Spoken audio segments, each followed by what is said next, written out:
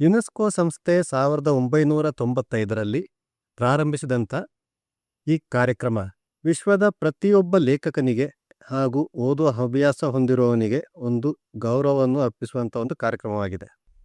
ಹೀಗೆ 100 ದೇಶಗಳಲ್ಲಿ ನಡೆಸುತ್ತಿರುವಂಥ ಈ ಪುಸ್ತಕ ದಿನಾಚರಣೆಯನ್ನು ನಮ್ಮ ಕೊಡಗಿನಲ್ಲಿ ವಿಶ್ವ ಪುಸ್ತಕ ದಿನಾಚರಣೆಯನ್ನು ಇದೇ ಏಪ್ರಿಲ್ 23ನೇ ತಾರೀಕು ಅಲ್ಲಾರಡ ರಂಗಚಾವಡಿಯವರು ಅದ್ಭುತವಾಗಿ ನಡೆಸ್ತಾ ಇದ್ದಾರೆ. ಅದರ ಗಾಂಭೀರ್ಯತೆಯನ್ನು ಅರ್ಥ ಮಾಡ್ಕೊಳ್ಳುವಂಥ ಒಂದು ಪರಿಸ್ಥಿತಿ ನಿರ್ಮಾಣವಾಗ್ತದೆ. ವೈಚಾರಿಕತೆಗೆ ಸಂಬಂಧಪಟ್ಟವಿರಬಹುದು, ಇತಿಹಾಸಕ್ಕೆ ಸಂಬಂಧಪಟ್ಟವುಗಳಿರಬಹುದು, ಅಥವಾ ನಮ್ಮ ಸಂಸ್ಕೃತಿ ಪರಂಪರೆಗೆ ಸಂಬಂಧಪಟ್ಟಿರುವಂಥದ್ದು ಇರಬಹುದು. ಇದನ್ನು ಮಾಡುವಂಥವ್ರು ನಮ್ಮ ಲೇಖಕರು, ಅದು ಪುಸ್ತಕದ ರೂಪದಲ್ಲಿ.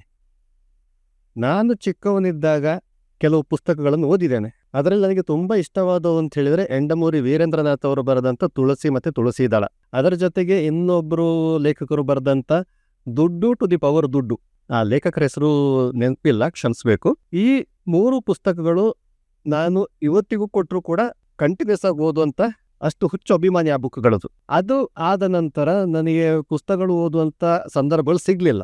ದಿನಕ್ಕೆ ಒಂದು 10ರಿಂದ 15 ನಿಮಿಷ ಯಾವುದೇ ಒಂದು ಪುಸ್ತಕ ಒಂದು ಓದುವಂಥ ಅಭ್ಯಾಸವನ್ನು ಬೆಳೆಸ್ಕೊಂಡ್ರೆ ಮನಸ್ಸಿಗೆ ನೆಮ್ಮದಿ ಸಿಗೋದಂತೂ ಖಂಡಿತ. ಹಾಗಾಗಿ ಈ ವಿಶ್ವ ಪುಸ್ತಕ ದಿನದ ಅಂಗವಾಗಿ ಏನು ಕಾರ್ಯಕ್ರಮ ನಡೆಸ್ತಾರೆ ಅದರಲ್ಲೆಲ್ಲರೂ ಭಾಗವಹಿಸಿ ಆ ಪುಸ್ತಕ ಓದುವ ಮಹತ್ವವನ್ನು ಅರ್ಥಕೊಂಡು ಪುಸ್ತಕ ಜಗತ್ತಿಗೆ, ಲೇಖಕರಿಗೆ ನಮ್ಮ ಕಡೆಯಿಂದ ಒಂದು ಸಣ್ಣ ಸಣ್ಣ ಅಭಿನಂದನೆಯನ್ನು ಸಲ್ಲಿಸುವಂಥ ಕೆಲಸವನ್ನು ಮಾಡೋಣ.